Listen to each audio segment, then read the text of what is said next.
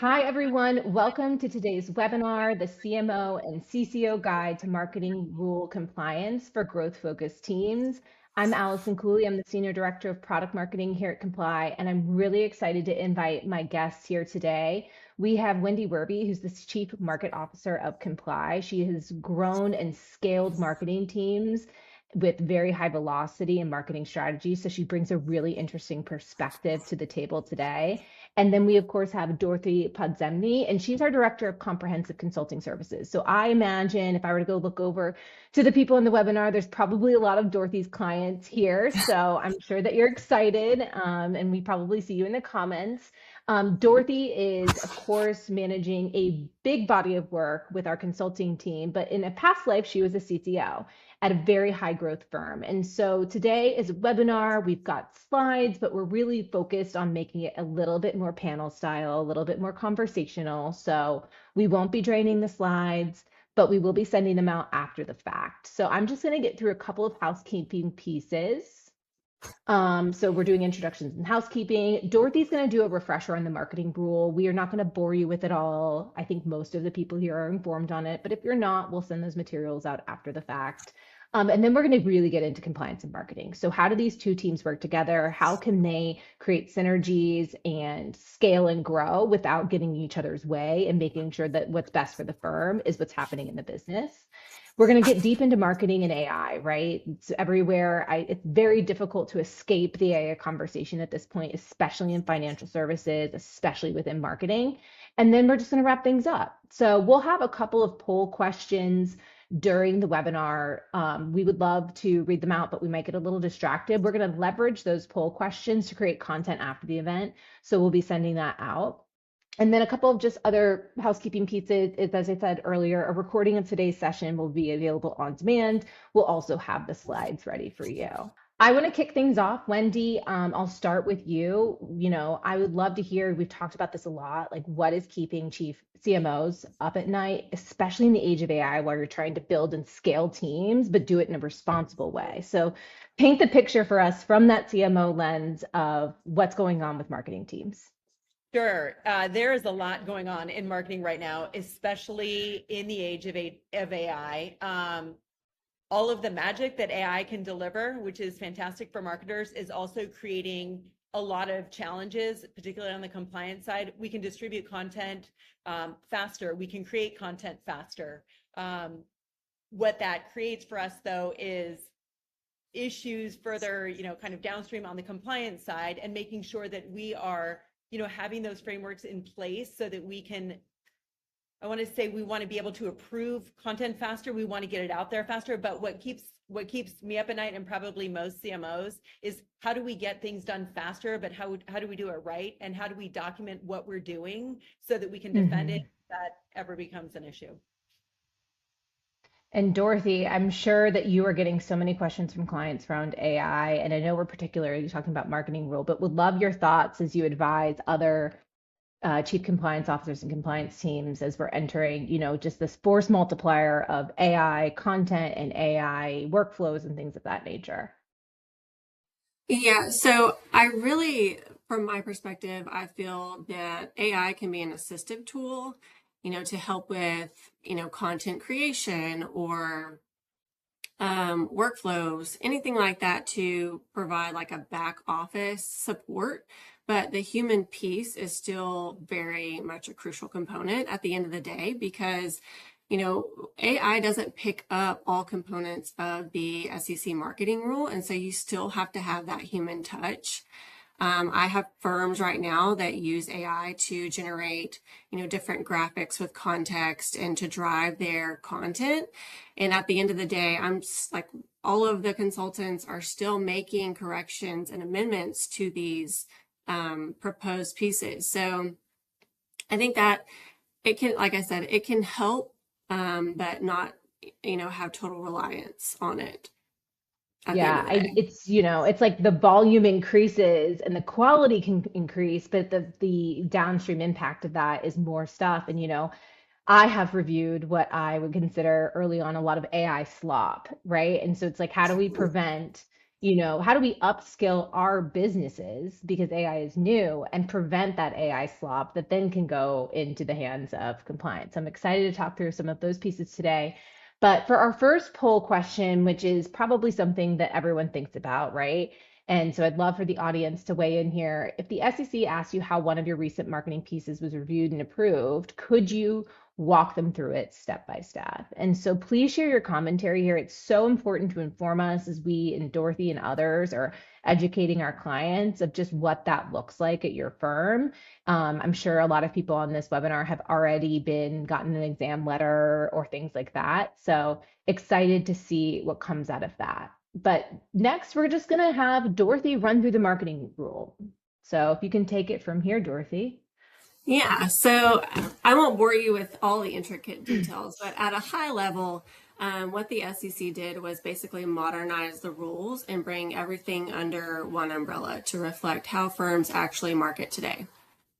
So they looked at the demand. There was a lot of demand, pushing towards testimonials and endorsements and digital content, and they met you guys in the middle. But they also introduced some more prescriptive requirements around performance, particularly around hypothetical performance, given the higher risk of it potentially being misleading.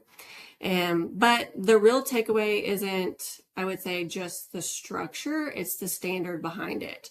And everything must be accurate, complete, and presented in a way that doesn't create a misleading impression for clients or investors at the end of the day. And then next, if you could just remind everyone those key requirements. I feel like there's something, when we were preparing for this webinar, it's like you glaze over, you kind of remember, but just digging into them a little bit more. Yeah, so the definition of advertising is much broader now. This isn't just your traditional materials. It includes your social media, your websites, essentially your one-to-many communications. Since we are in the business of disclosures, I would say with full disclosure here, it also could encompass some one-to-one communication if you're providing hypothetical performance that was not solicited. So there's that. Like I said, they added testimonials and endorsements where those are allowed now, which was a big shift from the previous rule. But they did come with some clear conditions around those being allowed. So you have to have disclosure. You have to, say if you provided compensation, and you have to ensure that there's firm oversight if you're going to utilize those avenues. And then there's performance advertising and a major focus for that, which has stricter expectations, especially when it comes to hypothetical performance, like I was kind of just saying, making sure it's not misleading. There's also a strong emphasis on substantiation. So if you're going to claim something, you really need to be able to back that up. So put your money where your mouth is. If you're going to state that your firm has over 70 years of experience, you need to be able to substantiate that. Conflicts and compensation also need to be clearly disclosed, particularly when there's an incentive behind something that you're presenting.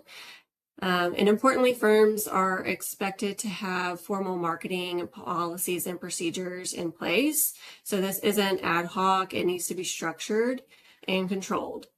Overall, this is about putting guardrails around the modern marketing while still allowing firms to communicate with the public, just in a way that's transparent and compliant. Yeah, and if I can just add one thing here, those endorsements, those third-party endorsements and client testimonials, from a CMO perspective, from a marketing perspective, those are gold. We love those. Right. So this was a huge change to this rule. And I want to caution folks, don't move away from those. Just make sure that, Dorothy, as you were saying, that governance, that framework, having that in place is really important. I think a lot of marketers have sort of gotten complacent with some claims that maybe they can't substantiate, and usually they're buried kind of in those testimonial or endorsement types of communications. So I think that's an interesting change that was made, but certainly for marketers, very impactful. I completely agree with that, Wendy. It's that nothing is better than a client testimonial. So it's just really about one, not saying we aren't going to do that because we're not going to manage this role, right? Because a really talented marketing team is going to want those client testimonials all day, every day. And then it's two, going about it the right way. So speaking about testimonials and endorsements, we got our one and only SEC risk alert at the end of last year, Dorothy, that came out specifically around this. So I'd love for you to kind of cover that for anyone who still has questions on it or hasn't heard it yet. Yeah, I mean, as you said, Allison, the one and only. Um, the fact that the SEC only issued one risk alert last year, and it was focused on marketing and advertising, that simply tells you that is still a top priority for the SEC. Even a few years in of establishing this rule, firms are continuing to struggle with getting this right, hence the risk alert. The SEC, for the risk alert, the SEC zeroed in on testimonials, endorsements, third-party ratings, areas that are widely used but high risk if not handled properly. So common issues around those were incomplete disclosures, improper use of ratings, and content that could be considered misleading. So from a compliance perspective, this reinforces that this isn't a set it and forget it rule. Oversight here is a crucial component. It also highlights the need for continued training and education, especially for marketing teams and compliance, working with marketing teams, using these tools regularly. And the bottom line is, look, if you're using testimonials or ratings, the SEC is paying attention and they expect you to get these details right. Mm-hmm.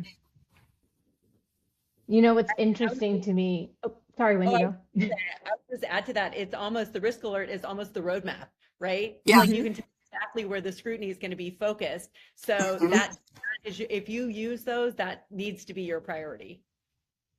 Yeah, and it's interesting. I think, 2 years ago, if I remember correctly, at Comply Connect, we had an SEC speaker come in and he talked a lot about social media and fraud that's happening online with, TikTok and all of these, video-based things where there's endorsements and testimonials. And so, in this group, we're like the ethical do-gooders, right? We're here to keep this rule upheld and do those things. But I can't help but look at this risk alert and not think about as I, in my personal life scroll through TikTok and Instagram seeing these things, and it gives me pause and a little bit of heartburn to think that there are retail wealth investors and investors putting their money into things that are not substantiated, that are super fraudulent. So it's like, this group here is ready to take it to the next step, but those bad actors that are just not going to ever follow these rules that the SEC is looking for, it makes it all that more prevalent, right? Especially with AI, where you can create these videos and of fake people doing fake endorsements. Like, I don't know, my head goes in a million different directions. So,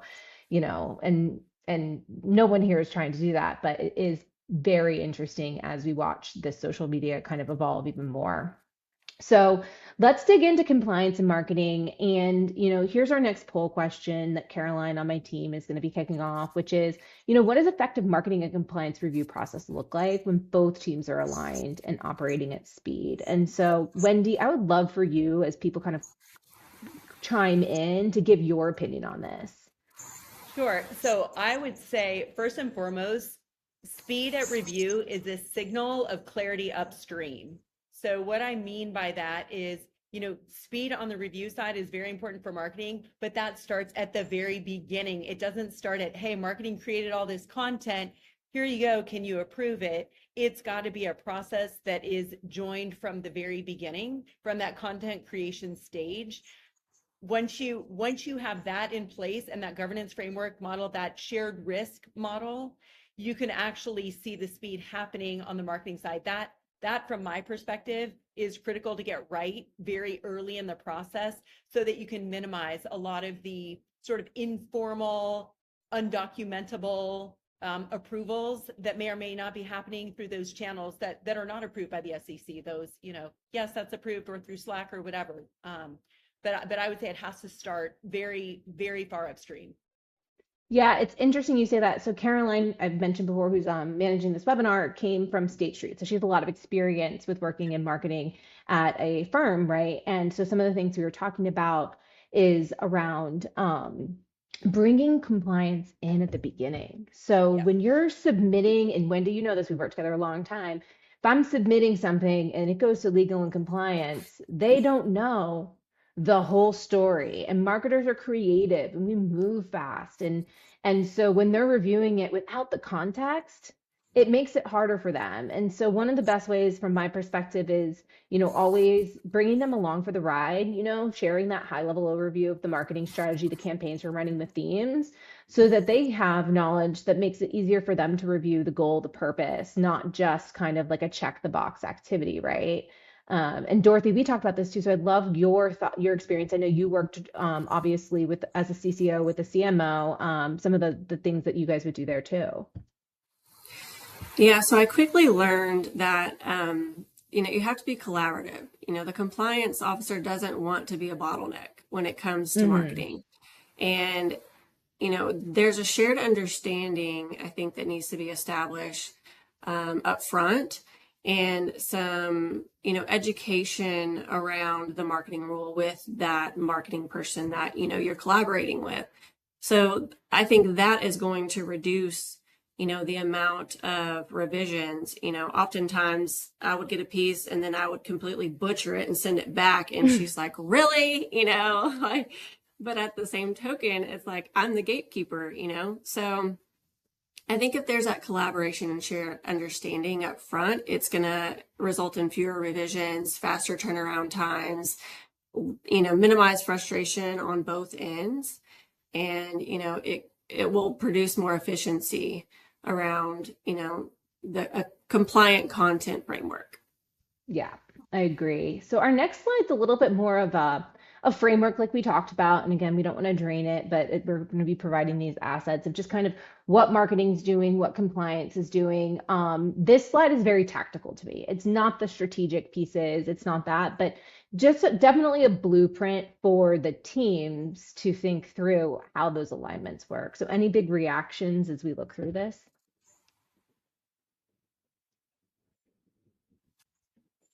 I think I just want to highlight here that compliance is just about setting guardrails. So clarifying what is an ad versus what's not, and what rules kick in for the specific avenue that you're wanting to utilize.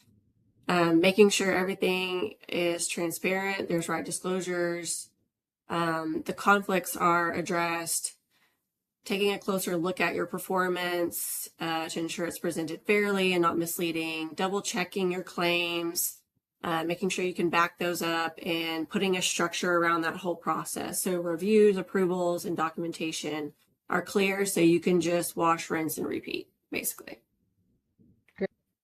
And we lost Wendy, but we're going to keep going. She's got a little bit of an internet issue because she's traveling right now. But let's get into this while she resumes and joins us back. Where do you see our next poll question is where do you see firms struggling the most when trying to improve marketing reviews, process design, technology, or coordination between teams? So this is going into the poll question. I'm excited to see what people are coming, back with. But any comments here from you, Dorothy or Wendy? I think from a compliance perspective, sometimes there's not a complete understanding of the marketing rule. And I think that can hinder the collaboration with the marketing department because you're trying to educate them, but maybe you're not totally educated yourself, right?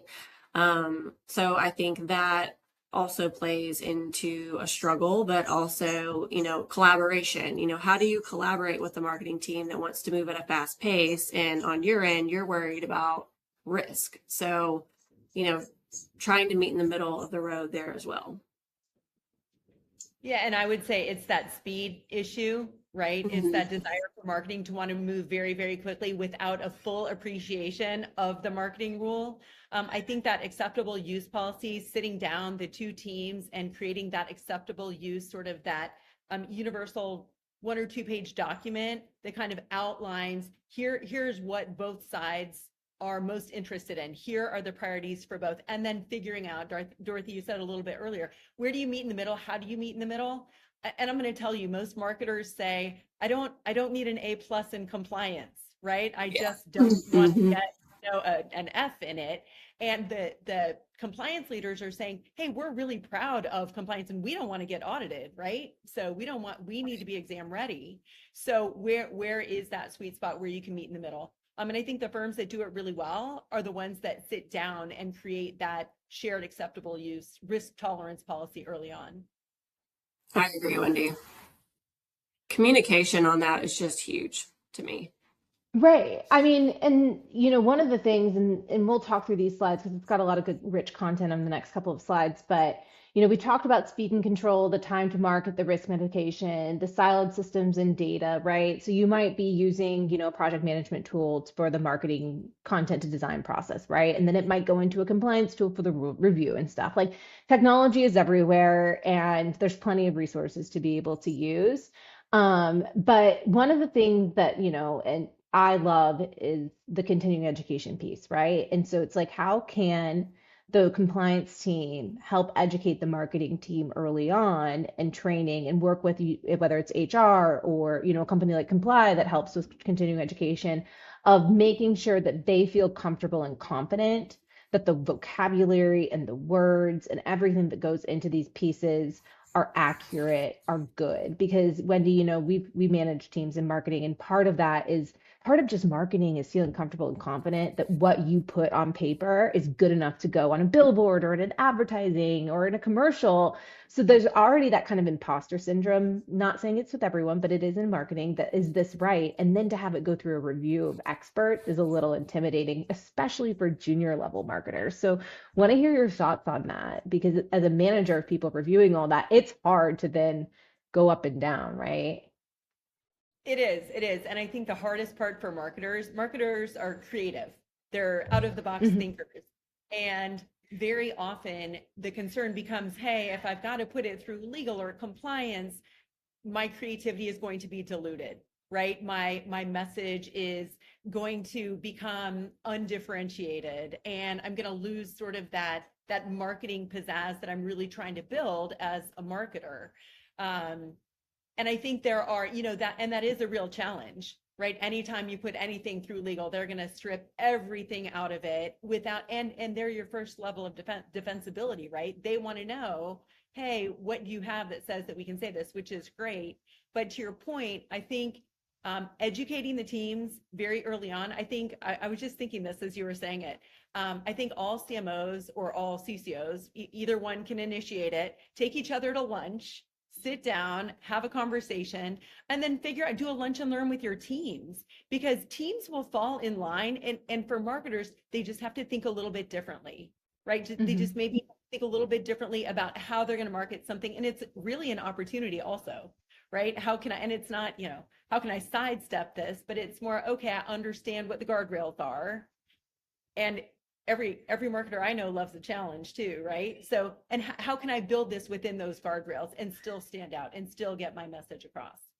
Yeah, it's funny. So I was sharing with Dorothy the other day, and this 'cause we've known each other for forever, but I went to a company, and we owned a bunch of restaurants and nightclubs and things like that. It was a very, I was young and I decided to go do something fun, I thought. And we had a bunch of restaurant locations in Louisville, Kentucky, and they have this rule where you can't advertise free alcohol. And so I would get all these submissions for, and I know it's like buy one, get one free, and these managers kept sending it in different variations of the free alcohol. So it'd be like 2 for 1. Can I do this? And it would backlog me. And I had to finally call them, and I was like, listen, it's all born from the same concept, which is we cannot advertise alcohol in this location for free. So it just always cracks me up because it's not related to regulatory compliance, but I'm sure people in the comments are kind of laughing of there's probably those few terms or that one person that's just not getting it, that is trying to get that message across, and you're like, no, no, no, no, the message is denied up front, right? And so bringing them forward, I love that idea of having that lunch together, and and there's a lot of women in marketing and there's a lot of women in compliance, so I can't think of a better lunch to have, right? To get to know each other and Agree. learn. So I'm talking a lot. Dorothy, I'd love your thoughts as we kind of work through this. Well, that was kind of my upfront experience as a CCO with the marketing team. It was my first time kind of stepping in that CCO role. And like you said, like marketing is creative and they want everything to be vibrant and eye-catching. And, I was kind of like, I don't want to say her enemy at the time, but it was like, ugh, now I have to run everything through you and it's going to get demolished. So if I could look back and, say something that I would do differently, it would establish that relationship up front of like, we're partners, we can be friends and we can do this together hand in hand versus, this is frustrating. I don't know how I'm going to do my job. And I'm having to flag the same things over and over. This is time consuming for me. So I think just establishing training and boundaries and rules up front is so good. I think that's a great idea. Well, and I think also, building that relationship is super important. Allison and I worked together at an email marketing software company, and we avoided compliance like we did not want to get a call. We did not want them getting wind of anything that we were doing. But there are real impacts, right? That marketing is unaware of.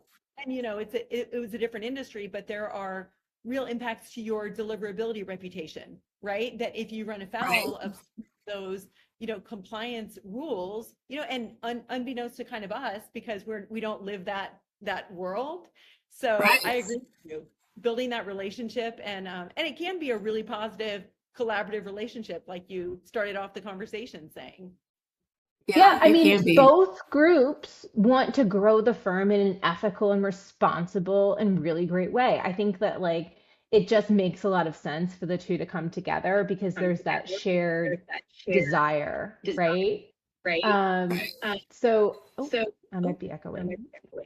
Bear with me if you want. All right, getting into turning marketing review into a scalable system. So I know that these groups, the three of us, love scale, right? We do not want to be in a manual process. We do not want to reinvent the wheel. That whole thing I shared earlier about the, buy one, get one free, like we got to put an end to that.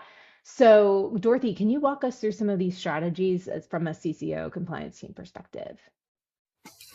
Yeah, I think setting up a clear process between the two teams is, ideal here and crucial.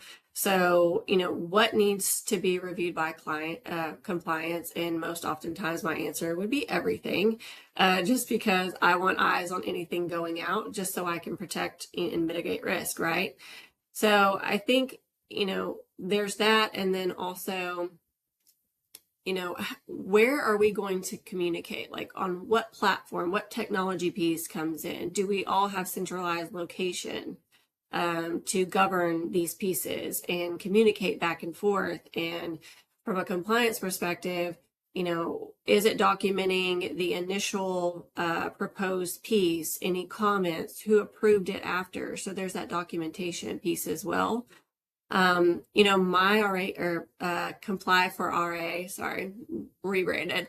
Comply for RAA, it houses marketing reviews. So a marketing individual can submit something for compliance to review. There's notes that they can take.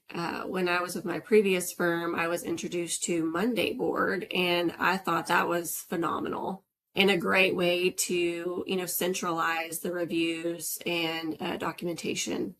So just a couple of ideas that I found helpful or that are helpful. Yeah, I mean, we use Monday. It's a fantastic tool.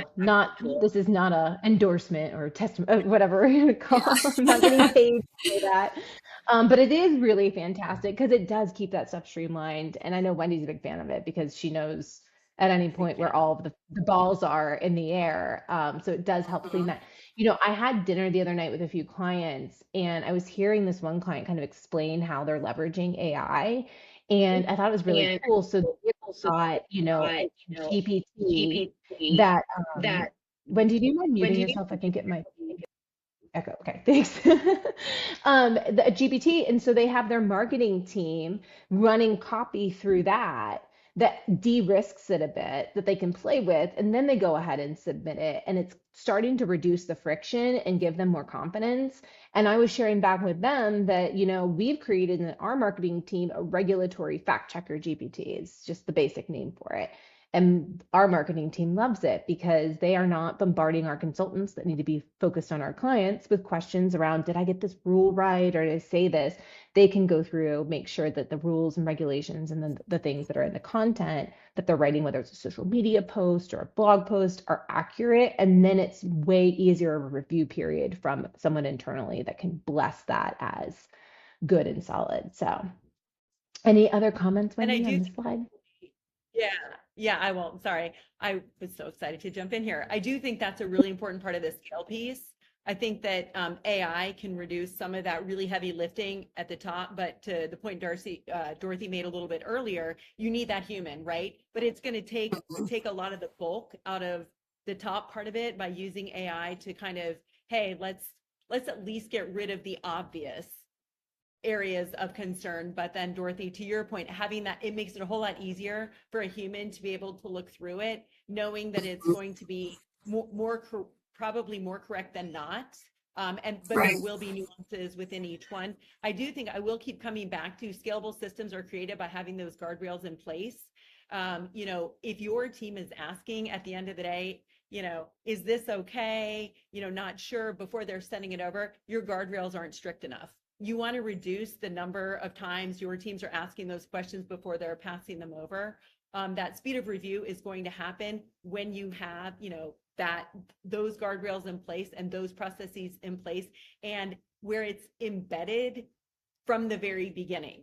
So it's that embedding it from the beginning piece and not waiting until the very end, where it then always somehow becomes a scramble. And then people want to defend their point of view. And then that's where all of the lack of documentation happens as well. As you describe all of this, I'm just thinking to myself, it's kind of beneficial in a lot of ways to work in a regulated industry in marketing because it requires you to have a really strong process. And, marketing teams and other businesses, things can get loosey goosey, balls can drop. Like this almost keeps the marketing team very honest to a calendar, a campaign strategy, something that's way built out in advance. So I almost, now that we're talking through it, look at it as a blessing to have the accountability of having to have other layers approve things, because it forces your team and keeps your marketing team accountable for getting ahead of things, because no marketer likes hair on fire, we need to get this out the door moments. And so when you've got that engine running and that moment does happen where someone's speaking at an event or a client needs a testimonial or testimonials coming out, whatever it may be, you can then dedicate time to that because you've got that resource allocation pretty leveled out, right? Yeah, and actually that's a really good point too, because as you were saying that, I was thinking you also have a second level of credibility, right? Built Uh-huh. into the claims that you're making, the testimonials that you have out there, the endorsements. It's, that if you have to defend it, that sort of oversight and accountability and having to do that adds that level of credibility, because like you said, there's so much noise, and in many other industries people just throw adjectives around like they're going out of style. It's leading this, top that, best this, global that. Every marketer is looking for every single adjective possible without having to defend their use of that term. But in this industry where you actually have to defend it, that level of credibility that you're getting from that is actually kind of a nice long tail benefit. Absolutely. All right, let's see what's on our next slide because it escapes. So getting into content creation and execution. So we've talked about this a lot. I don't think we need to drain this slide. And as I said, we'll share this out. But yeah, the single system of record, the risk-based review models, the continuous model monitoring and testing. Comply has tools for that. There's plenty of tools outside of Comply in different areas of the business. But going back to that, it's really, really about that framework and defining that process. So let's jump back into AI since it is everywhere in the ether. What role should AI realistically play in financial marketing today? Where does human judgment still need to lead? So this is for the audience. I think that's what really interesting, and I run most of our webinars here, so I have the benefit of seeing a lot of the comments and the poll data and the reactions from people is, when we first started talking about this last year, it was really around just copy, right? And now it's AI workflows and Form ADV part in policy and procedure disclosures and all of these different things of how AI tools are coming in. So really interested to see how this poll question shakes out in the comment section. And then as I say that, I don't know who wants to answer first, but I'm really excited to talk through this with you ladies. Yeah, I mean, I'm happy to give my perspective on where I see AI really the role AI playing on the marketing side and sort of where that dovetails with the compliance piece of it. As any good marketer will tell you, AI should play a really aggressive role in content drafting, personalization, distribution planning, and ideation. So what we see with AI, and I mentioned this a little bit earlier, it's really solved the output constraint that used to limit marketing teams. But what it can't do, and Dorothy has weighed in on this a couple of times, it can't assess whether a claim is substantiated or whether a disclosure is required. Those require judgment. Those require human judgment, and AI does not have that. AI has a lot of confidence, but it cannot actually provide that judgment. So humans must review anything before it touches the channel. So you can have AI build the draft, but you must have those humans reviewing it before it goes anywhere. So, in short, I would say AI is exceptional at production, but it has no ability to assess whether what it produced is something your firm can actually stand behind and defend. I agree 100%. Yeah, I mean, I just remember early on with AI, it was making up case studies. And I'm like, where on God's green earth did you come up with this? Where did you find that? This is not true. So it does give me a little bit of heartburn, and that's really about prompting, right? And so, prompt engineering is a webinar in and of itself, but being able to prompt it, being able to put the guardrails in AI, whether your firm is leveraging an enterprise version of Claude or ChatGPT or Gemini, Perplexity, whatever it may be, or if you're using AI, generative AI, and maybe like, your marketing automation system or your a content creation tool or whatever it may be, that little, making things up can land compliance teams and marketing teams in hot water if that isn't controlled with the AI tool. It really So, struggles. Oh, yeah, sorry, go. Allison. No, It Dorothy, go. also, from my perspective, AI also really struggles with subjective words. Even though Yes. you say, like, don't use subjective words, it still struggles with that. And so, I mean, I would say a lot of the pieces that I've gotten, I have to go in and strip of subjective language, and just some of the most simple components. So I would just say, like, it's good to draft, help you draft content because we see it all the time, but, you still need the human touch for sure before anything gets through the gates. Yeah, I mean, Wendy and I have this conversation because both of us are writers by heart about the AI sentence structure and the tells. So you always it doesn't it's not just the M dash in ChatGPT or the colon in Claude. Mm, It's not this, it's that, but that. And it's like the second you start to yeah. realize these sentence structure patterns, and anyone who's got questions in the comments, I'm happy to give you my instructions where I'm like, if I see this sentence structure one more time, and you liked it at first, 'cause it is like, poppy and like crisp, but then you see it everywhere. And I'm like, AI, AI, AI. Yeah, it is very easily to identify, that's for sure. Yeah. It is. And Wendy. again, I would say opportunity for marketers to really stand out is to create that differentiated voice, because there are so many tells with AI, and you see it everywhere, right? You see it on LinkedIn, you see it in marketing materials, you see it in other written documents. And it is sort of it's becoming kind of like that slop language. So I do see an opportunity for marketers to just really rethink, take it for the drafting for this, the output that you can get, but really use it as an opportunity to personalize it and then do it within the guardrails that you're already working with your CCO on. I actually Mhm. think that for marketers, there's a lot of opportunity in here to do that creative work that they really love to do, without sort of abdicating all responsibility to AI, which we can't do anyway. Well, it's so funny you say that, Wendy, because every brand wants their perfect tone of voice guide and their perfect and we've worked at places that have had wonderful brand guides, but this actually forced Comply to come up with a tone of voice guide. And you'd think, oh, of course, Allison, you should have that. Not when you're in the weeds all day, every day, in the meetings, creating, da da da da. Like the force multiplier of AI gave us the chance to step back and strategically think about what our tone of voice is, how we want to come across, the types of terms we're using. So it is exciting for the curious and the, people who want to do the cool thing. 100%. Awesome. Let's see what else we got in these slides before we, yeah, we're constantly getting ahead of ourselves. So we covered all of this. And then, right, we've covered this too, governing AI use in marketing and things of that nature. Extending marketing control rules, all of these different things. I think one thing I'd love Dorothy to touch on is the capture, documentation, and version history from that compliance perspective. Any thoughts or comments that you've got there? Yeah, I mean, really, the SEC wants to see, or state for that matter, they want to see the beginning to the end. So they want to see what was the first piece like, what was the first draft, where did this content kind of, derive from? So you need to tell a story.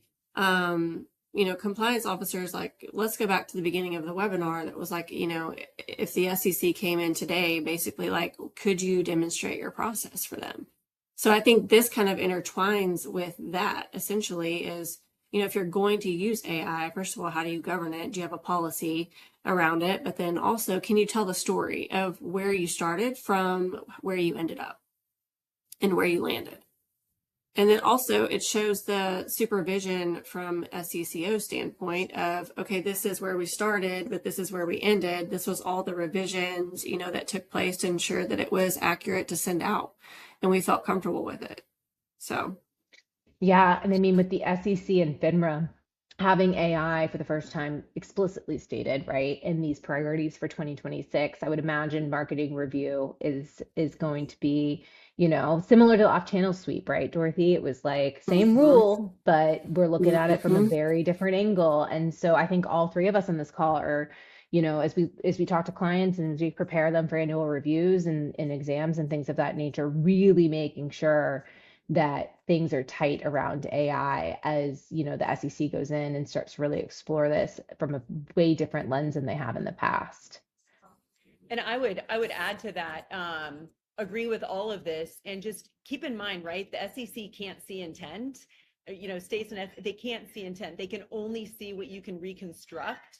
So all of these, sort of shadow processes that AI can lead to, those are some of the challenges people need to be aware of, because I think one of the biggest risks with AI is it is going to result in some of this shadow process happening, which, you can't use in an exam, and you can't use that to show that you're documenting every step in the workflow, or that you're documenting every version that you've had.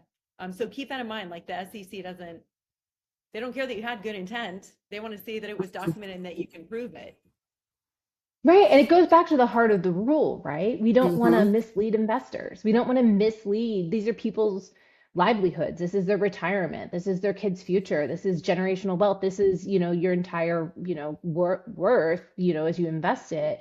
And, we see bad headlines. We see things that are happening in the news. And so it's just really critical that, and I know that we're in a good room of people who believe that we never forget that we're really acting in the best interest of the investors, the clients, and the market, right? I mean, I think my favorite thing about working in this industry is that the way that CCOs and compliance teams view themselves, like the words that they use to describe themselves, right? Ethical, right?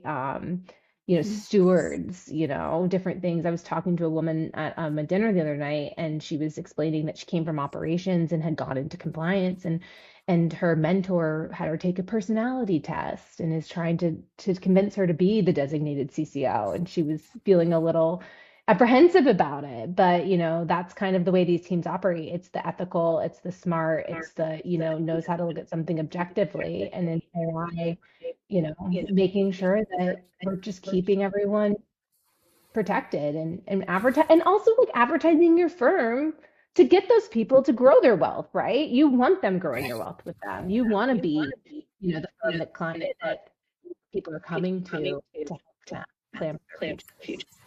I think that's a great point that you just made around the level of responsibility that CCOs have within their organization. And when you stop to think about, I asked, when I first started here at Comply, I said, hey, when a CCO or somebody in compliance or a head of legal, when they go home and tell their kids, this is why I love my job, or this is what I am super proud of about my job. I said, what would the most likely answer be? And I asked our head of product, David Bliss, this, and he said, I think they would tell you, I am very proud that I am enabling the financial systems to operate with integrity. And, maybe for a fourth grader, that's tough, but it's, hey, I am the reason why the financial system works, because when I do my part, when all of us do our part, and it's to your point, Allison, it's that, that couple that's retiring in a couple of years, it's that family that's trying to buy a home, it's, the kid whose parents are trying to send them to college. These are all really big milestone events that are super impactful. And when you see who's really sitting at the intersection of, making sure that people believe and have faith that that system is going to function properly, it really does come down to, your chief compliance officers, your heads of compliance, every single person who works on a compliance team has that responsibility. And, to some degree, a lot of exposure too. And they are, I think they are, incredibly proud that, hey, these systems work because I'm doing my part. I agree, Wendy. I think on the same token, definitely proud, but also, causes them to lose a little bit of sleep at night. So I think there's that even trade-off, right? More responsibility to mitigate risk. That's, it's going to be impactful. All right, y'all. This has flown by. Thank you both. Wendy, if you can mute yourself. And thank you all for our connectivity issues. We're doing our best. The internet will be the internet, but thank you for joining. Dorothy, Wendy, thank you so much for being part of this. I'm really excited to go through all the comments that everyone's been pouring in. I'm excited for Dorothy to connect with her clients afterwards. If you need anything, I'll probably get to you before you get to me, but we'll be sending these materials out. We'll be creating more materials. I think one of the biggest things is, if you didn't invite your marketing team to this event, we'll make sure you get a copy to send it to them, because we want them to feel like, they can learn from a lot of this as well. And I'm excited for the next one. So thank you both, and thank you everyone else. Thank you. This was a lot of fun. Thank you. No. Bye.